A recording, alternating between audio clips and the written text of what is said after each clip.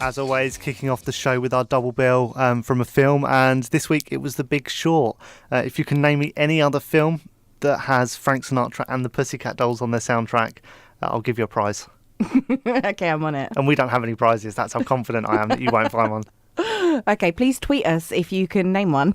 Yes, at HRM Film Show. Get in touch throughout the show. Tell us what you're up to, what films you're watching, and we'll give you a shout out. Sounds good. Yeah, but first, Beth, your moment to shine. As always. Yes, it's our box office countdown of the week. Yep. 20. So we have a new entry, and you'll have to forgive my pronunciation because I have no idea what I'm saying. We have Happy Furbag Jayegi. Perfect. Nailed it. 19. So another new entry, we've got Load Wedding. Is that supposed to be Loud Wedding? No, it's Load Wedding. Oh, Load Wedding. There we go. New entry, number 19. 18. So, big surprise, jumping up a huge 20 places, we've got Sherlock Gnomes. I mean, that's Elton John, right? Yes, it is. Yeah. It's a good little film, but I mean, that's a massive climb in a week. Is that anything like Romeo and Juliet, or are they completely different films about gnomes? Because Elton John produced that one as well. Yeah, it's the same gnome universe, but they're not joined. Right. 17. So another new entry, and again, please forgive me, Joanni Fer Nahi Ani 2. Great sequel. Loved the first one. 16. Another new entry, we've got Louis and the Aliens. 15. Another new entry, Alpha. Not seen it yet? No, I've not even heard of it, I'll be honest. Yeah, that's why it's 15. Loser. 14. So this was a bit of a surprise. New entry, Slender Man, only at number 14. Yeah, really hasn't done very well, has it? It hasn't, no, but I think we'll be talking about that more later, won't we? Yeah, I mean, we reviewed it last week, was a bit of a fan, but I'm surprised that it hasn't gone all the way into the top 5, actually. But, yeah, there we are. 13. So we have, again, Secret Cinema, Romeo and Juliet. 12. Down 7 places, bit of a shock. We've got The Festival. I know you were a lover of this. I do love The Festival. Really disappointed about that. Yeah, really disappointed. So Black Klansman and The Spy Who Dumped Me are still to come, plus last week's top 3, The Meg, Mamma Mia and Christopher Robin. Full top 10 coming up, but first the trailer for this week's number 11, The Children Act. 11. My name's Fiona May, but in court, it's my lady. I'm always too busy. The law can take over your life. You coming to bed? Is tomorrow the case? Okay. My lady, they're ready for you. Court rise. Fee, shall we talk? Excuse me, long day. I don't know how to say this. I think I want to have an affair. What? I love you. We're meant to be together. But we don't even kiss anymore. Yeah. We have an urgent case, my lady. The applicant, Adam, has leukemia. However, the boy and his parents are Jehovah's Witnesses, and it's contrary to their faith to accept blood into their system. I would like to hear from Adam himself. So you've come to change my mind. Why is a blood transfusion wrong? Why is anything wrong? Torture, lying, being unfaithful in your marriage. What is the point of your silence? People think you've been influenced by your parents. Somehow I've got to decide. The child's welfare shall be the court's paramount consideration. Life is more precious than dignity. Do you remember how we were? Don't you miss that?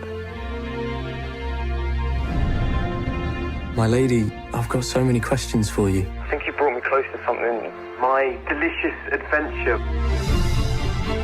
Fee, talk to me. This young man thought I could answer all his questions, but he's dying. He's just a child. Lovely boy.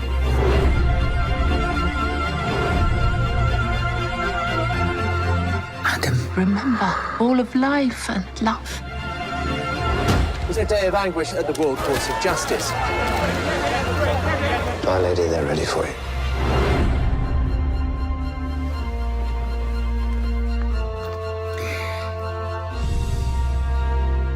Starring Emma Thompson and adapted from the novel by Ian McEwan, that was The Children Act in cinemas now. 10.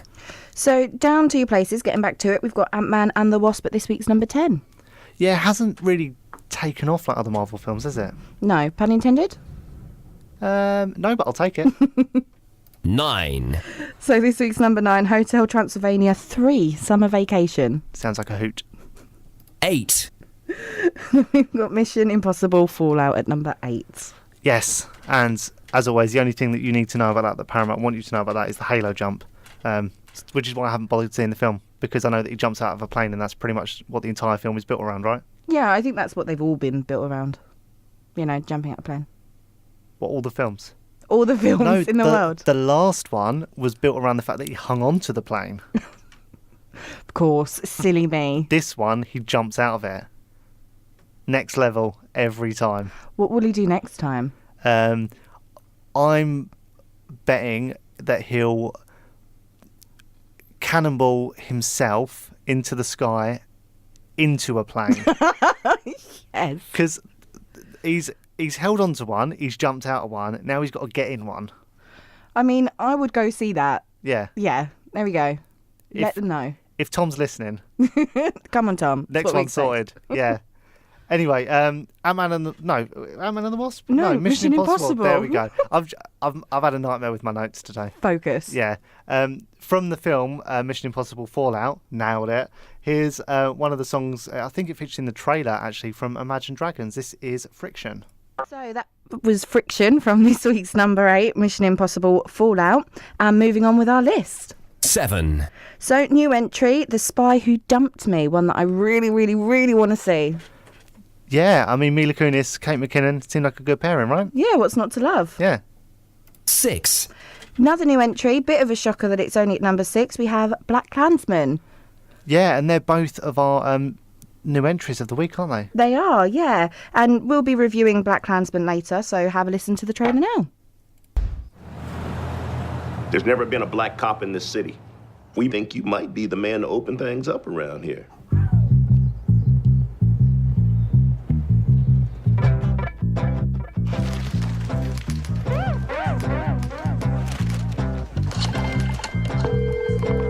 Hello, this is Ron Stallworth calling. Who am I speaking with? This is David Duke. Grand Wizard of the Ku Klux Klan. That David Duke? God, last time I checked. What can I do you for? Well, since you asked, I hate blacks. I hate Jews, Mexicans and Irish, Italians and Chinese. But my mouth to God's ears, I really hate those black rats. And anyone else, really, that doesn't have pure white Aryan blood running through their veins. I'm happy to be talking to a true white American. God bless white America. The KKK is planning an attack. How do you propose to make this investigation? We'll establish contact over the phone. We'll need a white officer to play me when they meet face to face. You for the white race, Ron? Oh, hell yeah. So there becomes a combined Ron Stallworth. Can you do that? With the right white man, we can do anything.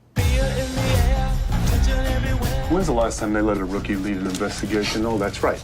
Never. Okay, become his friend. Let's get invited back. So what kind of stuff you guys do? Cross burnings, marches. This is fixing to be a big year for us. You ask too many questions. You undercover or something? We must unite and organize to fight racism. Are you down for the liberation of black people? Power to the people. All power to all the people. All power to all the people. That's right, sister. For you, it's a crusade. For me, it's a job. You're Jewish. That hatred, doesn't that piss you off? You're taking this Jew lie detector test. Why are you acting like you ain't got skin in the game? I'm telling you, the wars are coming. White power! Black power! Knights of the Ku Klux Klan. That's us, Stallworth Brothers.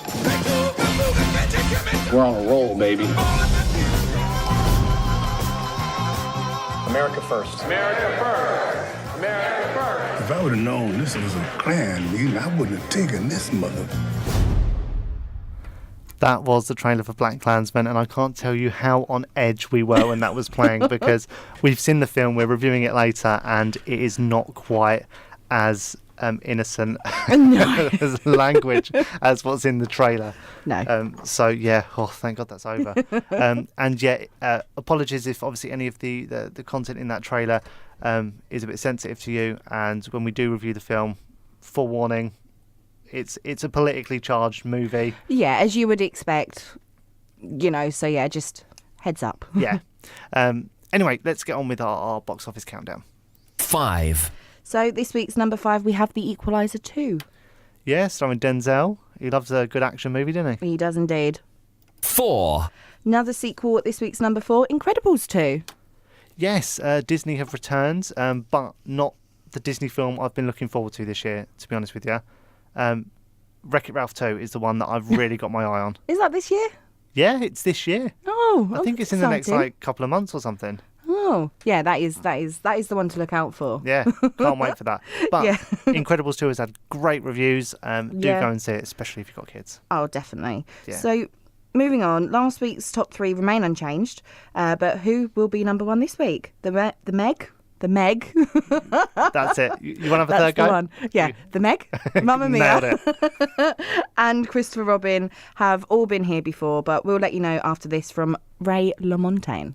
The first rule of the film show is tell everyone. So, tweet us silly at HRM Film Show. Oh, that ended abruptly. I really did. That was You May Be Right by Billy Joel, as taken from The Edge of 17, a great little coming-of-age film starring Hayley Steinfeld. And before that, Let It Be Me by Ray LaMontagne, which I love. I love that song, and it's from I Love You, Beth Cooper. So, yeah, I thought I'd throw a couple of odd ones in there. Yeah. Yeah, got to mix it up a little bit. Definitely. Yes. Anyway, are you ready to carry on with the box office chart? Yes, we've got the top 3. Yes, here we go. 3. So kicking us off at number 3, it's a non-mover from last week. It's The Meg. Great film. It is a great one. If you haven't gone to see it, please see it. It's the Jaws of 2018, isn't it? It is. It really is. Yeah. 2. So number 2, again, same as last week. It's Mamma Mia, Here We Go Again. And that really just leaves one film for number 1. Number 1. So clinging on to its number 1 spot, it's Disney's Christopher Robin.